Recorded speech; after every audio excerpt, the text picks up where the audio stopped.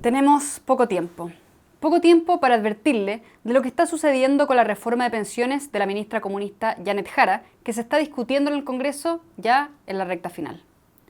Este martes, como la Cenicienta, a medianoche, entre ansiolíticos, café a la avena y altas dosis de Meripaz, el gobierno pretendía presentar sus indicaciones al proyecto en medio de los tiros y aflojas en las negociaciones con Chile Vamos. Sin embargo, esto no pasó. Debieron retrasarlo nuevamente. Según la ministra Jara, esto se debió a afinamientos técnicos y a dudas de último momento. Pero déjeme decirle algo. Más allá de las dudas, de los detalles, de la negociación fina, el acuerdo en pensiones estaría relativamente cocinado y hay un asunto extremadamente grave sobre el cual le quiero advertir.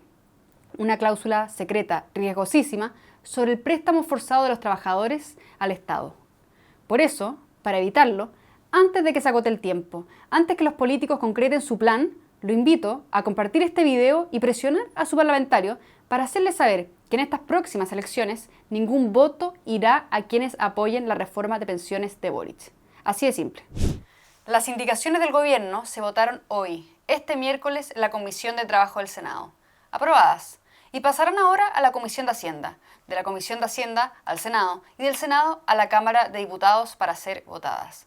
Y todo esto bajo presión, raudos, en tiempo récord antes de entrar al receso legislativo.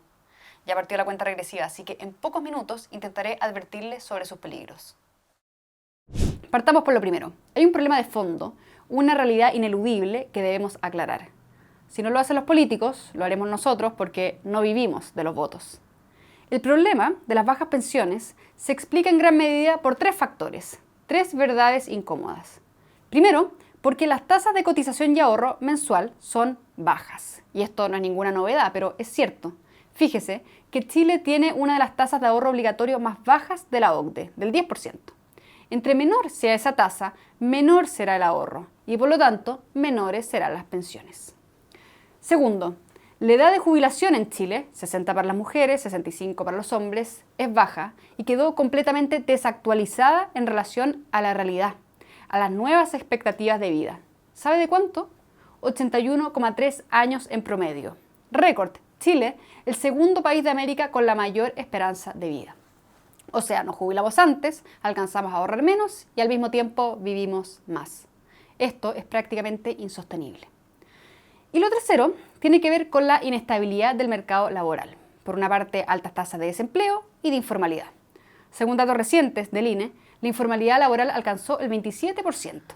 O sea, no ahorro, no trabajo, no cotización. ¿Qué podría salir mal?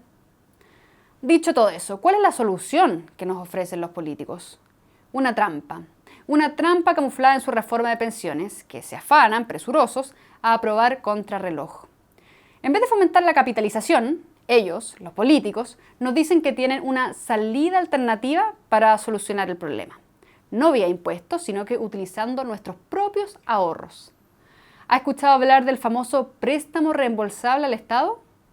Sobre esta trampa le quiero alertar, porque el acuerdo ya estaría relativamente cocinado en el Congreso y es gravísimo. ¿En qué consistiría este préstamo?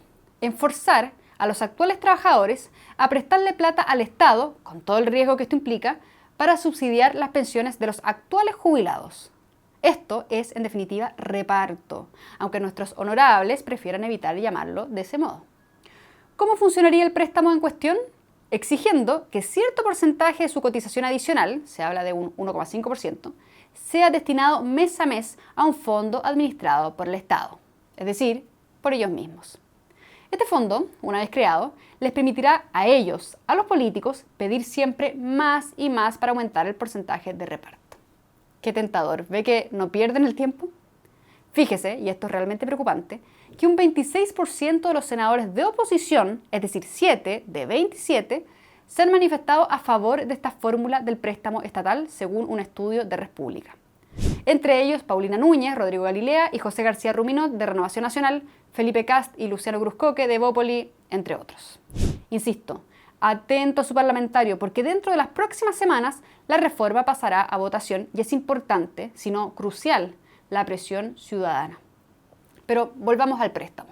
Las condiciones son además bastante particulares y ojo con esto, porque A diferencia de un préstamo normal, un crédito de consumo, un crédito hipotecario o cualquier otro crédito que usted voluntariamente solicita, por ejemplo, a un banco, este préstamo es al Estado y es obligatorio, forzoso.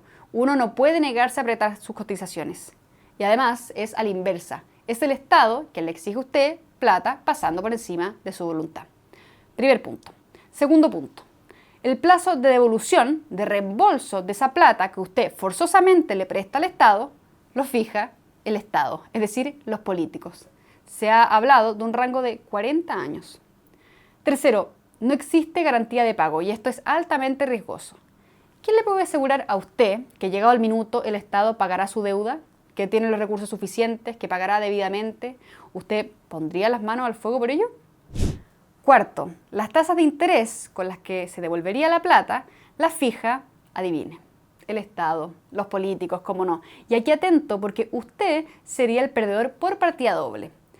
Resulta que los negociadores, los artífices de la reforma, se pusieron ingeniosos y acordaron establecer tasas de interés inferiores a las de mercado, es decir, tasas menos rentables de las que hoy son sus fondos. Con esto usted sale perdiendo, terminaría repartiendo su rentabilidad y a futuro se haría prácticamente insostenible la devolución. Todo esto, por supuesto, lo hacen bajo un supuesto mentiroso, manipulador, porque de otra forma no podrían justificar sus acciones. La farsa de la mal llamada solidaridad. ¿Había visto una distorsión más malintencionada, aunque completamente funcional a sus propósitos?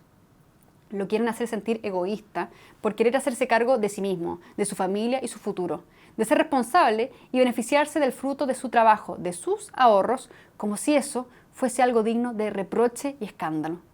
Solidaridad, nos dicen, claro, todo en nombre de la solidaridad, pero con plata ajena y directo a un fondo administrado por ellos mismos bajo su tutela.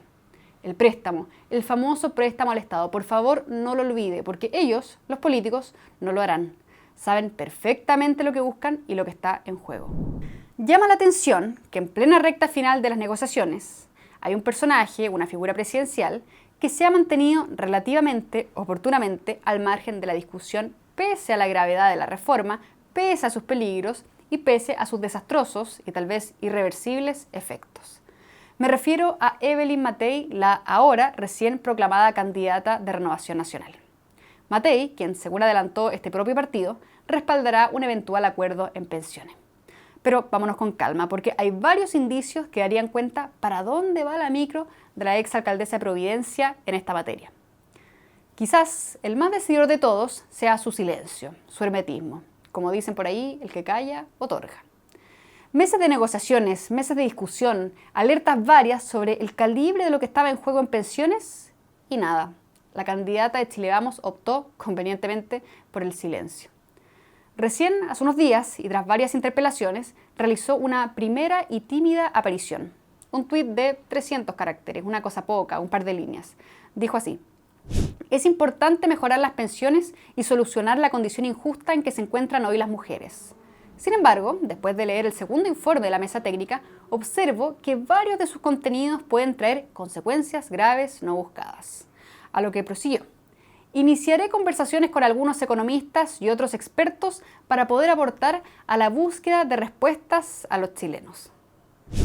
¿Qué es eso de consecuencias graves no buscadas y de consultar expertos en la búsqueda de soluciones, recién ahora avanzada ya la reforma a puertas de las votaciones? ¿Qué tanto feedback necesita la candidata, la también ex ministra del Trabajo de Piñera, para formarse una opinión sobre una reforma que es a todas luces desastrosa? Una reforma que introduce cuotas de reparto, que pasa por encima de la voluntad de las personas, que debilita la propiedad sobre los ahorros, la libre elección, que fuerza a los trabajadores a prestarle plata al Estado sin ningún tipo de garantía. ¿Es esa la claridad y determinación que se espera, que debe estar a la altura una candidata presidencial? Ahora, hace unos días, Renovación Nacional oficializó su respaldo rumbo a la moneda. Y lo que dijo Matei en ese evento también fue una pista, un pequeño guiño a su vacilante postura sobre la reforma de pensiones. Necesitamos una mirada larga, necesitamos reformas potentes, necesitamos salir de la mediocridad. Solo podremos enfrentar a los grupos que bloquean las reformas con consensos amplios. Alerta de acuerdos por acuerdos. Y escucha cómo sigue. Esa vía significa dialogar, acordar y avanzar en la solución de los problemas del país, teniendo claro que no podemos aspirar a lograr todo lo que queremos y nada más que lo que queremos. El remate final vino luego y es la referencia más explícita a la discusión en pensiones. Y quiero señalar que negociar, como lo ha estado haciendo el presidente de Renovación Nacional en los últimos meses, negociar requiere mucho más coraje y demuestra mucho más amor por nuestro país y por nuestra gente que denunciar desde la galería los acuerdos en los que no se logró exactamente lo que cada uno quería. A ver, detengámonos un momento. ¿Qué es lo que le pasa a la derecha? ¿Qué extraño fenómeno físico sufre al creer, al estar aparentemente convencida, que avanza caminando hacia atrás, a lo Michael Jackson, en reversa? Que cede, que abdica, que transa en aspectos trascendentales, pero que aún así gana. ¿Quién gana realmente con esto? ¿Quién gana con sus eternas negociaciones? Porque está claro que no son los chilenos. Ceder en libertad no es avanzar. Ceder en propiedad, en reparto, no es avanzar. El coraje, como bien pregonaba Matei, no es pasar por encima de la voluntad del resto, negociando a sus espaldas, para callado, anteponiendo sus propios intereses al de los demás, con tal de aprobar la reforma, con tal de cumplir su checklist político, sin importar a qué costo y sin importar a quiénes perjudique. Porque los grandes perdedores con esta reforma serán los chilenos. Eso como primer punto. Como segundo punto, ¿qué pasa específicamente con Matei? ¿Qué convicciones, qué principios, qué solidez la caracterizan? ¿Para dónde va su micro? Que a rato pareciera cambiar constantemente de recorrido. Desde estar a favor de intervenir la industria, tal y como propone el gobierno de Boric. ¿Es el momento de ponerle fin a las AFP? Es momento de cirugía mayor, muy mayor. Hasta crear una AFP estatal, idea que también ha impulsado el Ejecutivo. A lo mejor crearía una estatal y que la gente elija. Como le decía al comienzo, queda poco tiempo. Poco tiempo para los políticos para afinar las negociaciones y concretar su reforma, y poco tiempo para nosotros, los ciudadanos de a pie, para frustrar sus planes. Y hay dos formas muy concretas en que podemos contribuir a ello. Primero, compartiendo este video para que llegue a la mayor cantidad de gente posible y sean muchos más quienes estén conscientes e informados de los engaños detrás de la reforma, sobre todo en lo que respecta al préstamo al Estado. Y segundo, presionando activamente a su parlamentario para que sepa que en estas elecciones no les dejaremos pasar ni una, si es que aprueba la reforma de pensiones de Boric que terminará por sepultar el futuro de los chilenos. Si te gustó este contenido y crees que puede ser útil para alguien más, compártelo, dale like y comenta. Soy María José Olea, directora de comunicaciones de FNM para FNM.